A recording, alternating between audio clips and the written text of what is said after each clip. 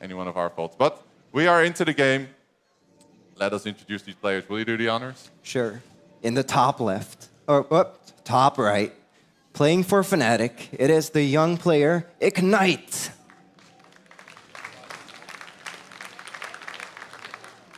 In the bottom right corner, sporting his own team, doing a great job so far growing in this tournament. Can he take the second game? It is Grubby. Yes, Grubby, the one and true esports veteran of the Netherlands. I believe esports earning ranks him as the player who has earned the most money in pro gaming. Of course, that's not surprising. Including Warcraft. Including Warcraft, Yeah. yes. Of course, that's not very surprising if you've been doing this for 3 years successfully. Yeah. Being supported here by his fans and his lovely wife Cassandra in the audience. And wow, things are really starting to heat up already. Actually, no, I thought it was a probe out on the map, but it was just my brain messing with me. You're talking about the temperature, it's fine. Oh, that's true. I don't know anything about this map in PvP, I'll be honest. But Stargate. Yeah, because the rush isn't so long, so there's little risk of getting pushed, so that makes sense. Yeah, I think the last series we saw was between Shaq and Grubby on this map. And what happened in that game? Basically, it opened up Stargate versus Stargate.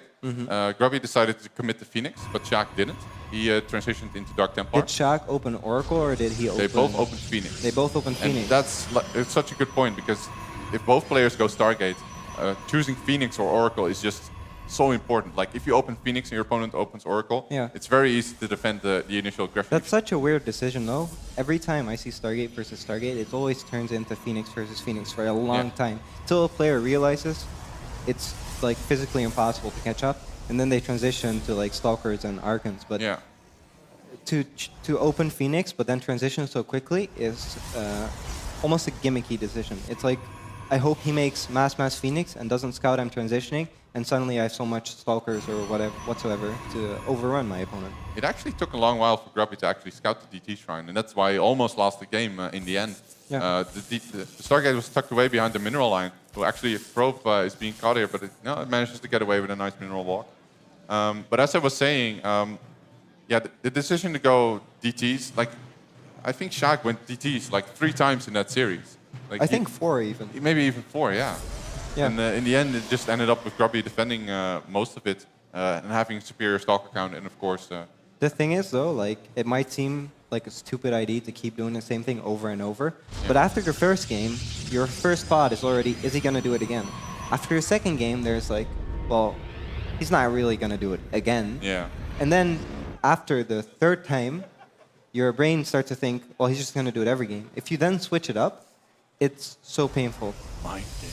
Yeah, but it's huge. Like I think it's a huge part in StarCraft, and even more so in PvP. All right. So we have actually a very nice proxy being set up here by Grubby all the way to the left side of the map. We see the mothership core. Oh, quick pause coming up here. Let's just look at the situation that we have here on us. We have Grubby making a Twilight Council. I believe Ignite already has his. Let's just check out the structures to make sure that's Game true. Resumed. Yeah, we have a Twilight Council up for Ignite. Are we going to see DT every game? It could be a possibility, you called it when behind Dark Shrine. When ahead, when start of the game, always Dark Shrine.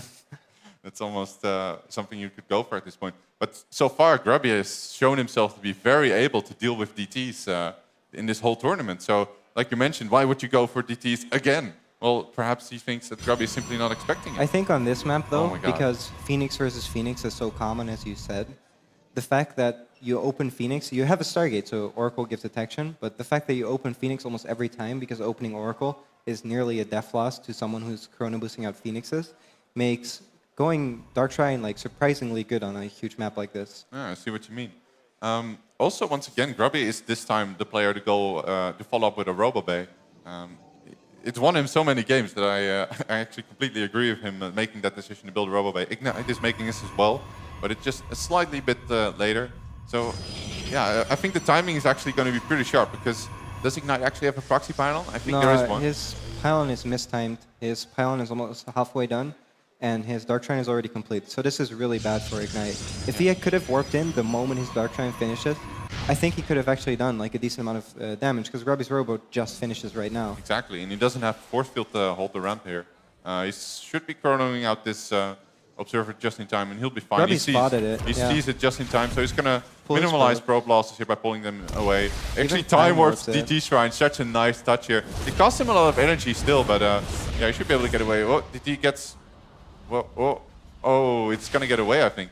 I didn't like him pulling his probes for that long. I think the initial decision was definitely correct. Oh, Ignite being on top of this, Ooh. denying the two. Nice force field. Yeah. To see that while you're pulling away your own DT is absolutely beautiful. Ignite is going to go into macro mode. He's adding on a Forge and, of course, has an expansion, as you can already see on the minimap.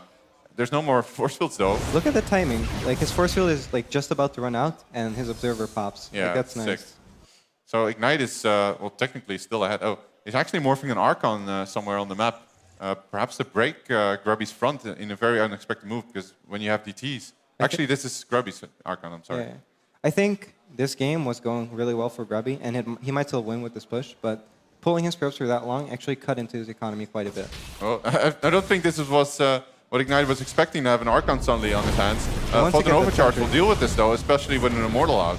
That was nice. The shield regen quickly, and he wanted to get that sentry. That sentry almost had energy for a force field. Yeah, but the Sentry was almost irrelevant because the Archon can Yeah, still yeah, breach okay. the force field. But the Archon goes up, you force field behind, and your reinforcements. That's So like true. you have to micro the Archon back and forth. I still think it's a really good pickoff. Yeah. So Grubby has a second DT there still and a couple of Stalkers. I wonder if he really intends to put pressure. From his point of view, I do think putting pressure on Ignite all game long is a good decision, because Ignite is currently the one who's down 1-0. He already got wrecked 3-0 earlier today. And yeah, putting pressure on him will force him to make mistakes. Yeah, I think pressure with something like a War Prism could be a correct decision because there's a lot of airspace on this map.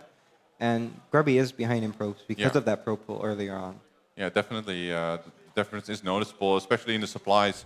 Just look at the supplies roughly. We see that the army supply as well as the worker supply is in favor of Ignite. 25 to 20, 43 to 40. Grubby is playing the catch-up game quite nicely, though. I think he's going to go in a bit more of a greedy way. Ignite seems to be feeling the pressure. He's adding on cannons, which is not something you would usually do at the 10-minute mark unless you really intend to perhaps move out and leave your base undefended with units. Yeah, and he just doesn't want to have a DT walk into his main and one get Yeah. dropped into his natural and then have to like move his observer back and forth. That could be like actually like a comeback move for Grubby. Yeah. But now he's denying that move by making cannons. Yeah, and now the cannons make a lot more sense. We see the Templar Archives as well as Charge being added on for Ignite, meaning he's going to go into a solid Archon timing here. Building the cannons means you pretty much are going to take your whole army and attack across the map. You can't use Blink Stalkers because he's not taking to that to defend. So you need a bit more static defense. I think the area at the third base is nice and open for, as you said, the Archon Immortal attack. And I think what he'll do is he'll get around 50 probes, he'll throw down his own third, but start zoning out Grubby's third for a long time, and probably go into either 2 Robo Colossi or Tempest himself. Ignite just got a perfect scout of Grubby's base. Grubby is currently teching to Colossi. Their attack upgrades are just about equal. So I wouldn't say Grubby is ahead by any chance, but when you get a critical amount of Colossi, you can really deal well with Archon Immortal just by kiting back and forth and back and forth. Yeah, I'm surprised by the decision to go Colossus on such a big open map. That's true. But Grubby does seem to like Colossus a lot. In his matches against Harsim, every time they got to like past the mid game, you would see either Grubby already making Colossus off of 1 Robo or getting Colossi off of 2 Robos and going for a timing. Ignite picking up 2 of his Immortals in a War Prism. I don't think Grubby spotted this, but there's another observer, or at least something they're patrolling. Oh, it's a DT, actually. Yeah, so he will not see this War Prism coming, I expect. Checking out the defenses at his natural, there isn't a whole lot to defend. There's a single cannon, but this will do some damage. It's sufficient to buy time, but he needs to bring something over that right now. Yeah, or perhaps Warping Zealots or something. Mortal's just way too good against cannons. Yeah, and his own gateways are blocking Zealots from getting there. That's annoying. Yeah, so that's really hard to deal with here for Grubby. Pickup already being initiated by Ignite. It takes a lot of damage on that Warden Immortal, but he's actually fine. And supply box Grubby, who is making additional pylons though, so he should be fine. Yeah, I'm really feeling painful for the gateways back there because this means that every time ranged units get dropped there, you can't just do like the 9 Zealot warping to surround the units. If I was a Terran player in this matchup, I would be very happy to see those gateways. Exactly. Good point. Actually, a bit of a move out here from Grubby. Not really liking this. You should be aware of what the size of the army of Ignite is with his observer that's hovering over the third base. Should be revealing themselves any second now. He cannot fight.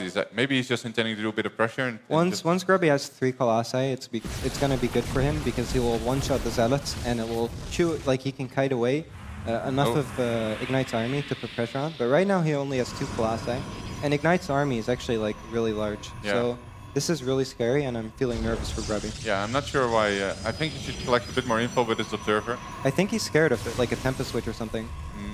Maybe, but still, doesn't feel like the right time.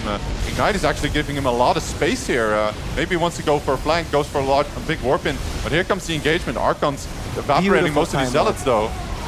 Beautiful time work on the Immortals. The Immortals are just not getting shots in while Grubby is kiting away. I felt like that fight went great for Grubby. Before the fight, Ignite was actually up quite a bit of supply, and now it's only a 10 supply difference. That was sloppy, though.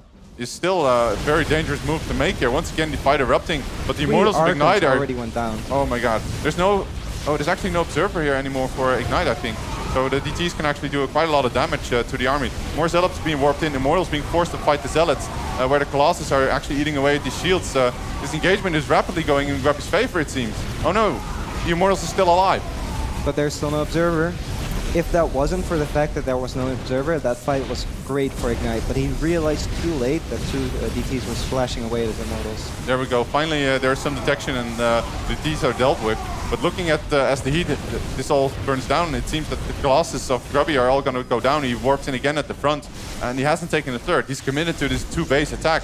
Ignite's economy is just winning this fight. Yeah. I think the fight itself and the engagement was pretty good for Grubby, but the fact that Ignite can warp in so much more because he has 3 bases running is tilting his fight quickly in Ignite's favor. Ignite currently doubling the supply of Grubby. What does Grubby really have in his game left to actually deal with? There's even a Warp Prism with 2 Immortals. Once again, going to be making its way into the natural defensive warp in. Easily gets bypassed by these Immortals who find themselves another nice choke to fight him. But now the Chargelots do find their way, and these Immortals need to be picked up rather quickly. Oh, did he actually... What did he picked up a Zealot? Okay, he manages to save the Immortals because there's no range units here for Grubby to deal with, and the Immortals did a ton of damage. Very nice micro with the Immortals. Both of them are low, and both of them did exactly as many shots as possible as they could, and then got picked up. So that was really nice by Ignite. Looking at the unit stat, we see a massive probe advantage here for Ignite. Not only that, his tech is in a good position. He still has 5 Immortals on the map, whereas Grubby has to deal with this Warp Prism still hovering around his base, trying to do as much damage as possible. He can actually almost drop on top of that Colossus and just snipe it if he wanted to, I feel. Depending on how much shields the Immortals have by now, yeah, I think so too. I think the only way that Grubby could come back in this game is if Ignite goes for a YOLO move out and Grubby here we kills go. everything with DTs. Immortals almost sniping this Colossus here. Oh, he gets it. Oh, that's a massive loss here for Grubby. Wow, Ignite is almost doubling the supply here. I'm really surprised he isn't actually moving out yet. Adding on double Stargate. I guess he still doesn't feel that okay in this fight. Maybe he wants to add on more Tempest or to really nail home the victory. Well, because of the tiny ramp covering 2 bases, you never want to attack up that with Colossus. So he's just saying, well, I'm ahead and I don't want to lose, so let me just get some Tempest and win then. Yeah, I wouldn't say Grubby has definitely lost because there are still options. But as a professional player, you would be thinking like, okay, I'm really far behind. Is there a reasonable chance for me to win? If not, maybe you should just leave the game and focus on the next game. But instead, he's taking a third. It's possible he's not thinking about winning necessarily. He's just playing, getting like the flow better. Maybe he doesn't feel like that comfortable yet with the height of his chair or whatever, and he's just playing a bit more to get a bit more used to the circumstances so he can do better in the next game, or he's just planning ahead, or he's legitimately thinking of a plan to win, like making a Warp Prism or trying to backstab Ignite or base trade. Because there's always a way to win. Ignite doing such a good job with this Warp Prism, sniping probes left and right, sentries left and right.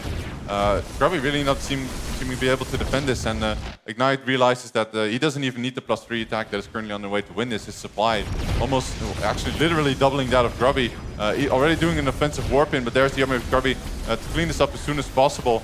Snipes the Warp Prism with the Stalkers, but here comes the rest of the force of Ignite. Zealots surrounding Grubby's army. Archons are getting shots in. Even though the engagement is not like perfectly executed, it's easy for Ignite. GG! GG. Ignite ties up the series. In a very solid macro game, I have to add. Yeah.